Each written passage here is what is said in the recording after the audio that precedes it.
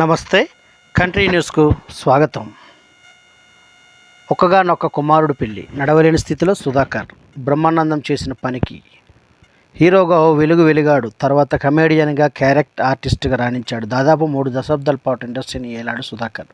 తర్వాత brain stroke రావడంతో సినిమాలకు దూరమయ్యాడు. ఆయన సినిమాలకు దూరమై సుమారు 17 ఏళ్ళు అవుతుంది.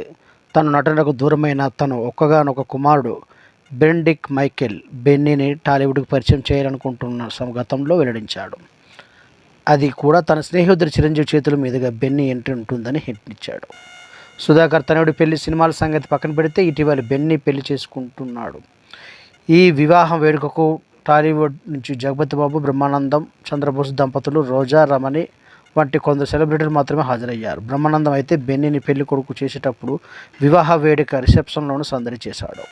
కొత్త జంటపై కేసు పెడతా సరదా మాటలతో అక్కడున్న అందరినీ నవ్వించాడు. ఈ హాస్య బ్రహ్మానంద సొంత ఇంటి మనిషిగా పెళ్లి పనులు మొదలైనప్పటి నుంచి అక్కడే ఉండడంతో సుధాకర్ ఇంటి సభ్యులు సంతోషంగా మునిగిపోయారు. రిసెప్షన్ స్టేజిపైకి ఎక్కి మైకు అందుకున్న బ్రహ్మానందం వీళ్ళిద్దరిని చూస్తుంటే పోలీసు కేసు పెట్టాలనిపిస్తుంది. ఎందుకంటే ఇది బాల్య వివాహంలా అనిపిస్తుంది.